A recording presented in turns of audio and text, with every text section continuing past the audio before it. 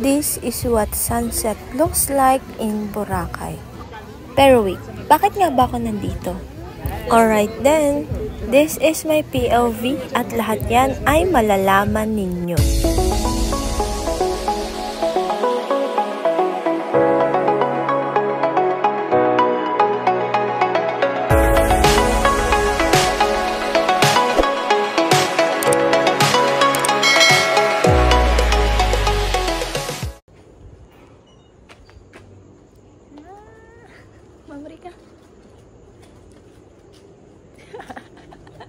Okay, so meet my team. Ayan, so sila po yung makakasama natin sa buong vlog na to. Kagaya ng nakita nyo sa ating thumbnail and sa unang clip, tayo nga po ay pupunta sa May Boracay. And if you've been watching my vlogs, alam nyo na ako ay belong sa isang company na very popular nowadays, which is yung Jollibee, diba? So, this is like our incentive tour. Siyempre, yung kasama ko dito ay yung RM namin, yung mga kapwa managers ko, and yung mga crew leaders sa store namin. So, this is Ma'am Kish, and shout out pala sa kanya kasi napagtripan na naman ng napakaaga. Ano yung benta mo, te? Aba, bagong-bago yung bag, ah. Naka-plastic pa. Parang investment din. Investment din. Wala namang ano. Pre, tabi ko sa may 7-Eleven. Sabi nila, choking. So, here we are at the Clark International Airport.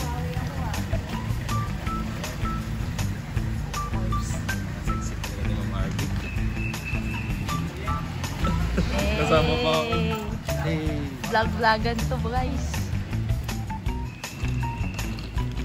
Let's go.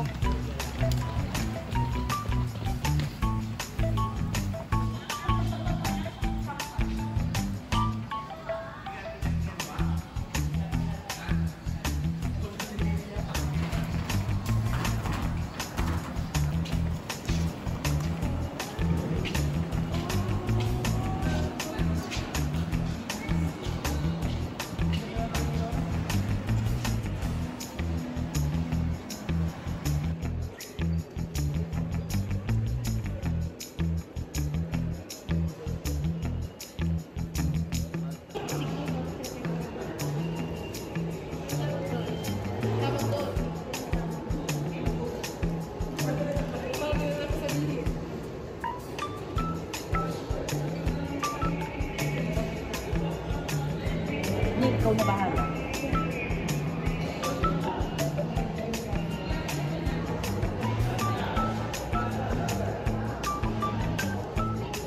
While waiting for our flight, and since gutom na din naman kami, so we had our very light breakfast sa mismong airport na. Shout out to Ma'am RV. Yan, hindi ako nag-video nito, Ma'am, ha, si Ma'am Rika po. First bite.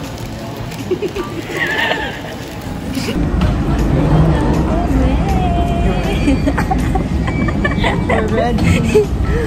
We're excited. Oh my God.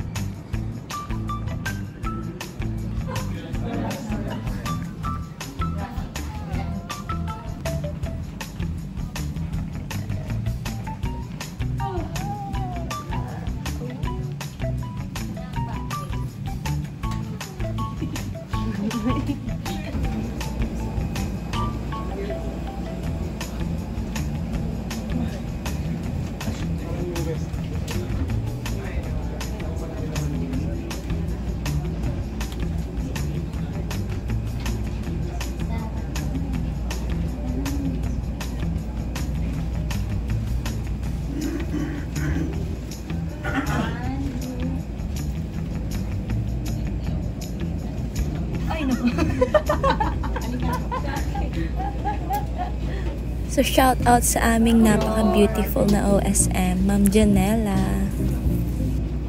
So, nagpipicture pa.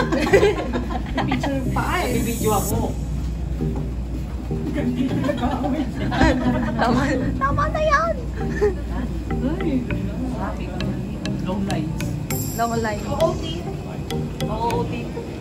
Jeff, OOT.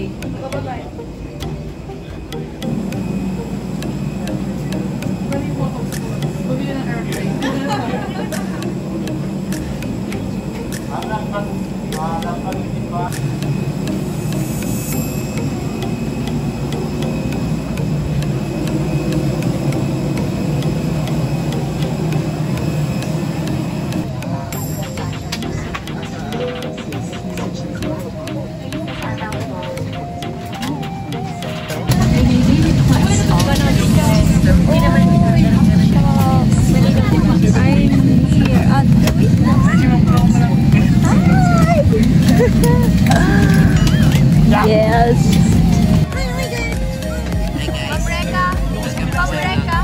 So ayan, diba?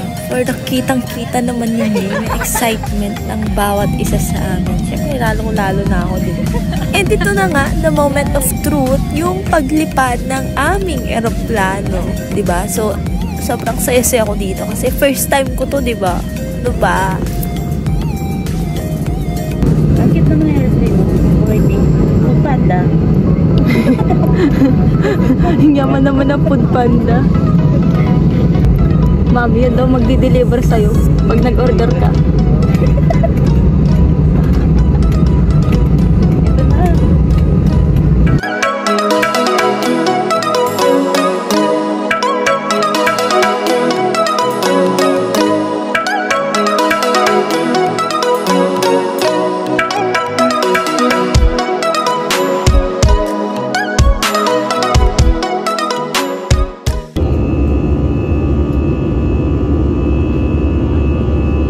So here may kataasan na nga, at kung titingnan natin dyan sa baba, diba, parang Google Map lang talaga. And yung naririnig ninyong ingay mga kasinag, ayan din yung mismong maririnig ninyo kapag nakasakay kayo ng eroplano. So dito na rin yung part na may mga ulap, which is napakagandang pagmasdan talaga. And this is also the time na pa-take off na kami.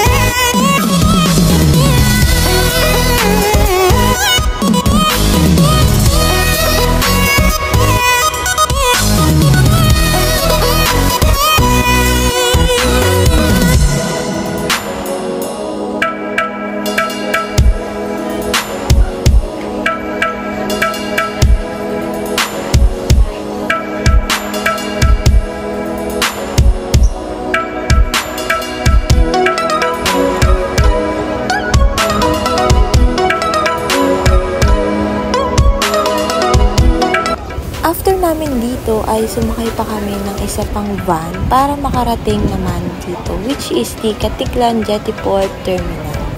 So dito ay akala ko malapit na kami, pero yeah, hindi pa pala, pero sobrang lapit na namin. Ayan, so bali sumakay pa po kami nito. So tong bangkang to, hindi ko alam kung ano talaga yung specific na tawag dito, pero ito po yung sinakyan pa namin.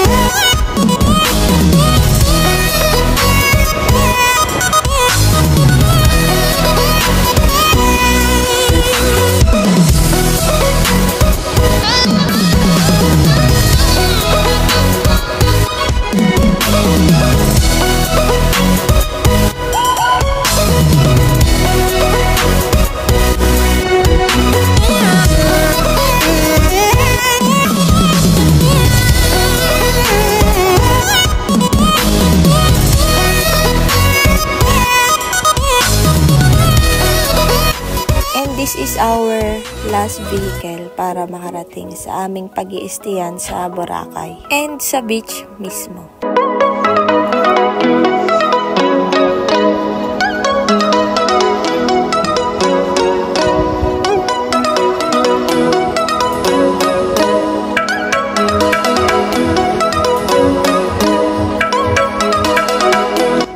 After 1,000 million hours, ayan, finally!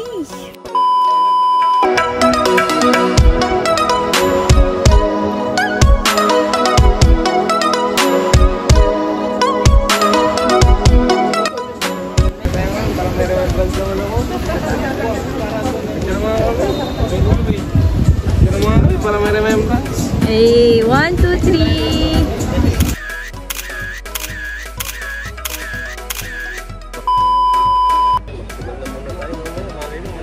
So, hi again. This is me, diba? Outfit check. And tamang pa-cute lang naman sa camera. So, what's happening here is kinakausap nila Sir Glenn, which is our RM, yung mga magiging activities namin sa mga susunod na araw. And by the way, our trip to Boracay was from March 4 to March 7. So, ito yung hapon ng March 4 pa rin.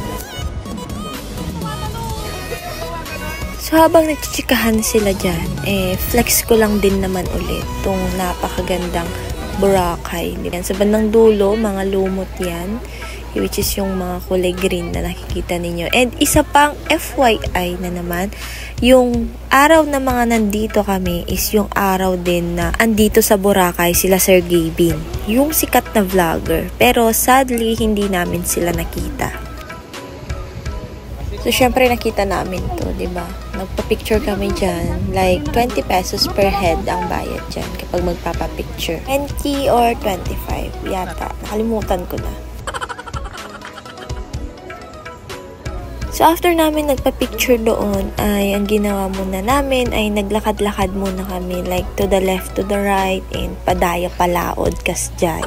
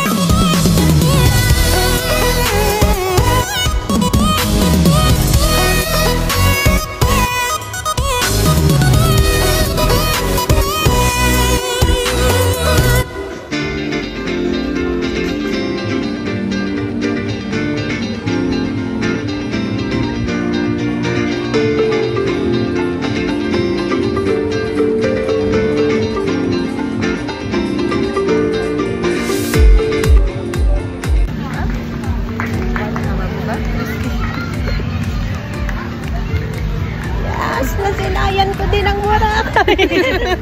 Hindi ka naman nasa kwarto. Boracay, gusto ba? Ay, hindi kayo nakapaglabas na. Gabi. Gabi lang kami lumabas. So, makinig kayong mabuti sa pag-uusapan namin. Bale, trivia ito regarding sa lumot na nakikita nyo dyan. Ganito talaga siya. Kasi hindi umuulan. Pag January 2, Ganto siya. Ganda ng sunset.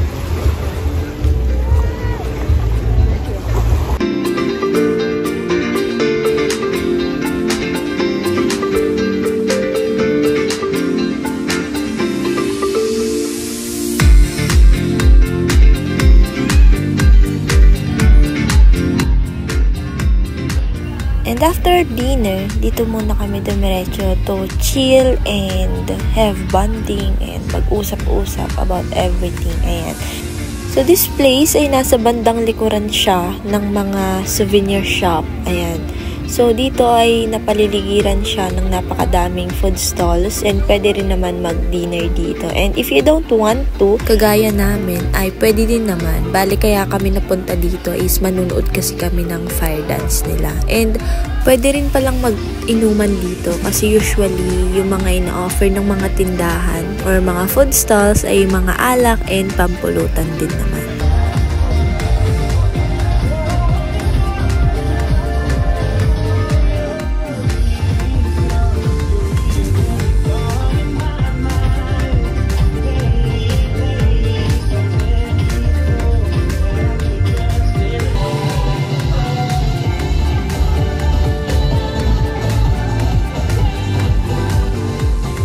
And that would be the end of our night at that time. Okay? So, hanggang dyan na lang muna yung i-upload ko. Bali, I will do separate vlog for our activities for the following days. But for now, hanggang dyan na lang muna. And as usual, mga kasinag, kung nakaabot ka man sa minute ng video na to, I thank you so much. Again, I am your Ate Aren. Thank you for watching. Bye!